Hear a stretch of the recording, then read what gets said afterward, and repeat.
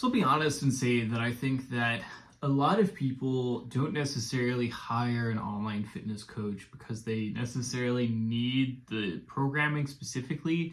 It's often because they need somebody to be a sort of a gut check, right? Somebody who's there where you're saying like, okay, I'm really struggling with this program right now. I'm really not sure if it's working out.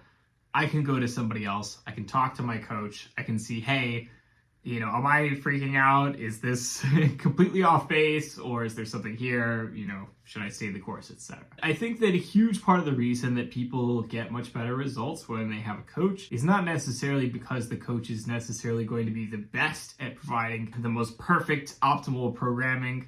I mean, yeah, obviously a good coach is going to provide you very good programming. But when I look at a lot of people who have really struggled to have results over the years, what I would say is that there are a couple common threads. So the first one is that basically the person is doing a program that doesn't work and they just keep doing it. I can't tell you how many times I see this. If you take somebody who they try starting strength, or they try 5-3-1, they try some kind of mass market program, right? And they try it and it works really well for maybe 6 months, maybe a year, maybe 2 years, maybe more than that. But then they get to a point where basically they're just following the program as written and they're not getting any more results. And they keep repeating the program, they're not getting any more results. It's getting more punishing, it's getting more difficult, they're still not seeing results.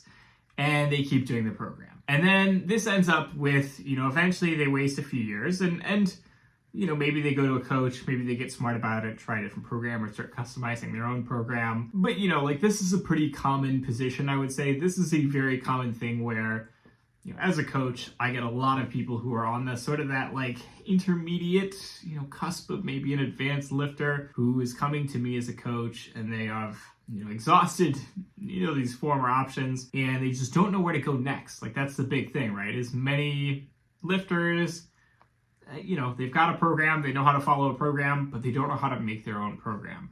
So they follow a program for a while, it really does not work out for them, and they just end up eventually saying, okay, I need help with this, and going to somebody else who does have a better program, can really tailor it, customize it to them. So that's one thing. That's one of the possibilities, right? You get people who have a bad program, not working out, don't stop trying, they don't try other stuff, they just stick with it forever. Then the other option is that you're talking about people who are not sticking to a program, period. End of sentence. I cannot tell you how many people come to me, they say, hey, I want to do this kind of program. We talk about, okay, what are all the specifics of what this program would look like? What are the limitations?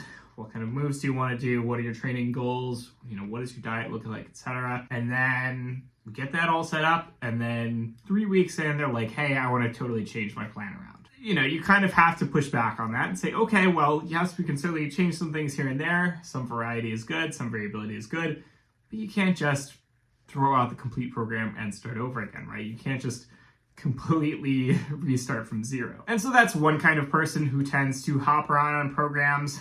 I would say that kind of person is maybe more well-meaning. They really have, a better sense of hey, I shouldn't be changing my program completely, but they keep failing with the variables. And I've been so guilty of this myself. I would say that this was the biggest thing for me for maybe 5-10 years of my training, was that I would constantly see some shiny new thing and I would be like, what if I incorporated this into my training? What if I incorporated that into my training?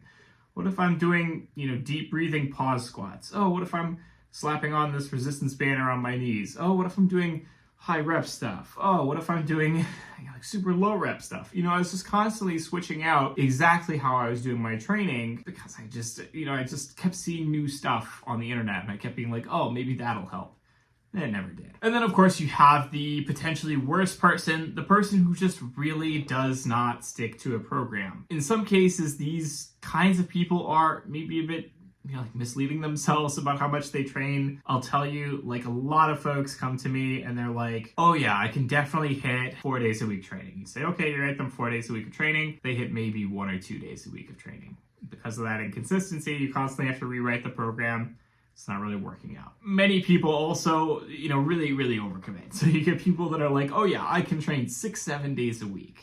I love training 6-7 days a week. And you go, are you sure about that? They go, yeah, 6 days a week. I want 6 days a week. Okay, probably is a bit too much. And they go, no, don't worry about it, 6 days a week. So you write them up a 6-day-a-week program, and inevitably they do, 2 days a week, 3 days a week, 4 days a week, something like that. And you go, okay, well, now we have to rewrite your program again, right? Some people just overcommit to what they think they can do. And this is not necessarily something that means that you're a bad person or anything like that, right? Like it's kind of human nature. So we have a very well-known effect called basically the optimism bias, which is essentially that when you start a new intervention in your life, when you try something new, you are optimistic about it. You're basically at, like the most motivated that you're ever going to be. And then you overcommit because you're so motivated, you're so optimistic, and then reality sets in. You're no longer at that high optimism, like high ability to commit. Maybe you're at 50%. And okay, so you get in some of the work, but not all of it. Sometimes you're at 0%, you get in none of the work, right? The reality is that a lot of people commit to something like, say, signing up for a gym membership or signing up for a coach because they, maybe not because they are the most committed people in the world, and they want to imagine that they will be more committed just if they have a coach on hand. And that is kind of true, right? The coach provides emotional support. The coach provides social support. The coach obviously provides guidance and accountability. But at the same time, the coach cannot do everything for you. The coach cannot make you lift the weights. The coach cannot, drag you out of bed. The coach cannot force you to enjoy lifting weights, etc. There are things that you have to do on your own. And so a lot of people in this second category are just inconsistent for one reason or another. Again, maybe they overcommit. Maybe they're doing shiny object syndrome and they're just kind of chasing new stuff all the time. Whatever it is, those kinds of people, they tend to see okay results so long as they can stick to it, but relatively inconsistent results. I've worked with a lot of clients like that over the years. I'd say it's a lot of folks, honestly. I'd say it's probably more common than the folks who do the number one, bashing your brain against a brick wall and not getting any results. And very often your role as a coach, as a trainer, etc., is to keep your client on the path, to keep them, sticking to the program, to keep them from saying, hey, I want to change all this stuff. No. You can change some things, but you can't change the whole thing. Or, oh, I want to try, a different program. No, you can't try a different program. Got to stick with it. Oh, I feel like, I don't want to do it this week because blah, blah, blah, blah. No, you got to stick with the program. Most commonly also, it's very normal that people will have like a bad week in their training. They get a little bit deflated in their ego. They start to feel like, oh God, I'm not seeing results anymore, etc. And again, it's your goal as a coach to be like, okay, maybe you had one bad week, but look what the overall trend is in terms of your performance, in terms of your ability to do more stuff. You're getting stronger, right? Or you're building more muscle mass, or whatever your training goals are.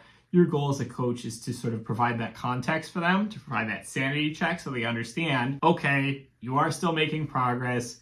You had one bad week, doesn't ruin everything. You can keep going, you can stick with the program, you can continue to see results. And I think that this can be difficult to do for yourself in your own training. Obviously, if you don't have a coach, I'd say that I learned, I learned over the years doing this for 16 plus years of lifting.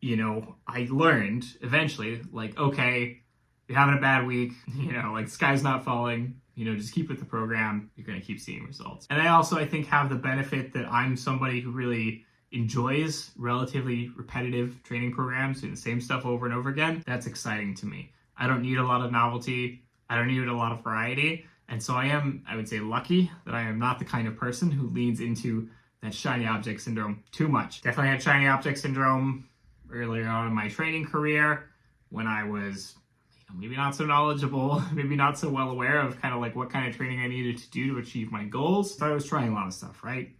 And I learned from that. I learned from those mistakes, and I learned all the kinds of stuff that I shouldn't be wasting my time with. I learned how to focus on the stuff that matters to me. I learned how to put those doubts out of my head, just focus on the stuff that I need to do. And as a result, I would say I've gotten to a point where I don't need a coach to be that sanity check for me personally. That said, again, I only have that ability because I've been doing this for so long, because I have so much experience. Obviously, you can't skip that. You can't, fast forward through that. If you are somebody who is much earlier in your training career and you do fall into these tendencies, there's no cheat code that's going to skip you experience-wise over to the point where that becomes more natural for you.